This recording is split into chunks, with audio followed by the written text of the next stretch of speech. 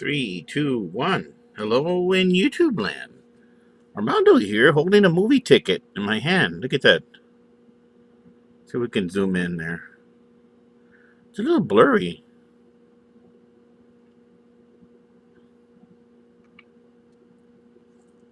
because the different sorts of lights. See, I got an LED bulb up in the ceiling fan, but I got one across from there. Let's see. There it is. Bohemian Rhapsody, Friday, November 2nd, 2018, 3:20 p.m. For all you time travelers out there who jump in from the future to the past, that's the exact time you need to, well, get there a little bit before 3:20. Go to Movies Inc. Look, it's a PG-13 film. Matinee before 6 o'clock is 508 plus 42 cents tax, which is 550. And I don't know what that other stuff means. It says Bohemian Rhapsody 11:02, 3:20 p.m. A14-01, whatever code that is. 1MA3, whatever. I don't know. Anyway, see if I can steady my hand there. Yeah, this is like the best movie I've ever seen, like in a long time. It's like, I mean, it was really excellent. For kind of like a music, it was like a musical sort of, but not really. More a biopic of the rock band Queen and Rami Maleck, the Egyptian actor, American Egyptian. Wow, when I first saw him in the Twilight movies, manipulating weather, I was like, this vampire is kind of different. He has that exotic look to him.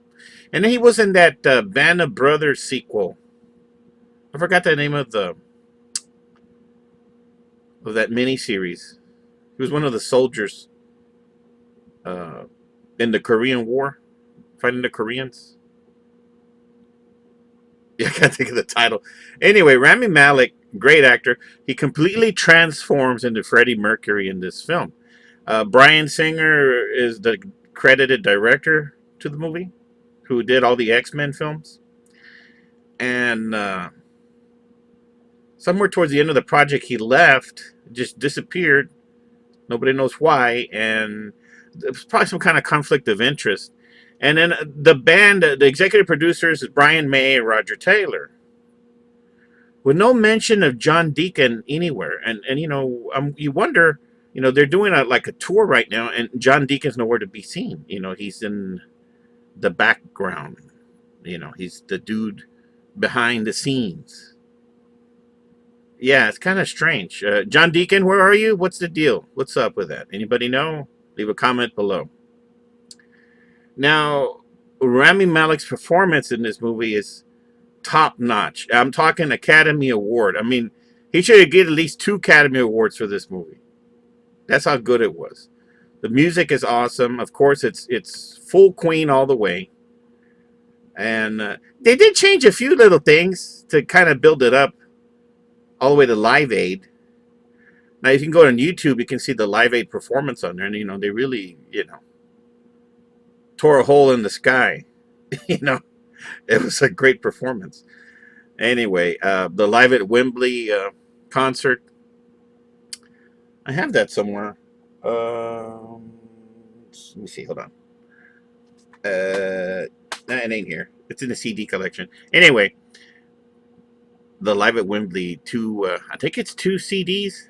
Yeah, I get that. It's pretty awesome. If you're a Queen fan, if you've never heard of Queen, you're missing out. And Freddie Mercury's vocal talent. I mean, he can sing. He can sing, and he's gone down as a rock god, a legend. So he was Zoroastrian. If you don't know what that is, Zoroastrian is it's a religion before. I think they were here before Christianity, if I'm not mistaken. And one of the wise men that visited Jesus when he was born in Bethlehem on Christmas, I think he was Zoroastrian, if I remember correctly. One of the wise kings. Anyway, Uh, if they ever, yeah, I mean, wow, I don't know. It's just awesome film. When this comes out on Blu-ray, I suggest you buy it.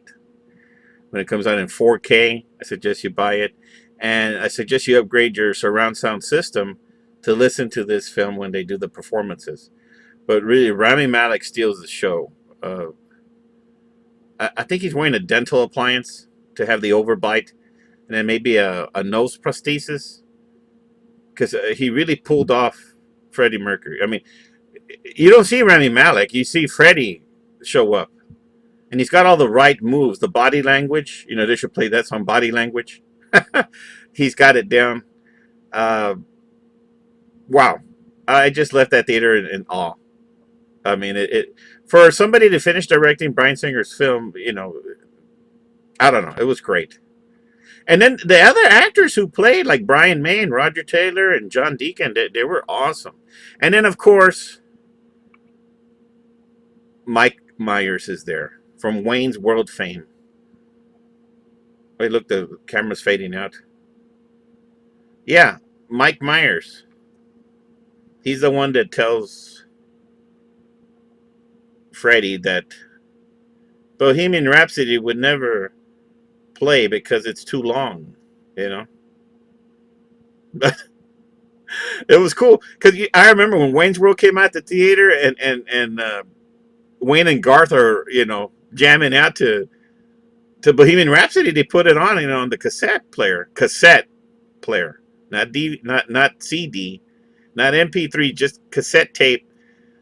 In the It's a Gremlin, I think, AMC Gremlin that they're driving, the Wayne's car, the Wayne's mobile, Wayne's World.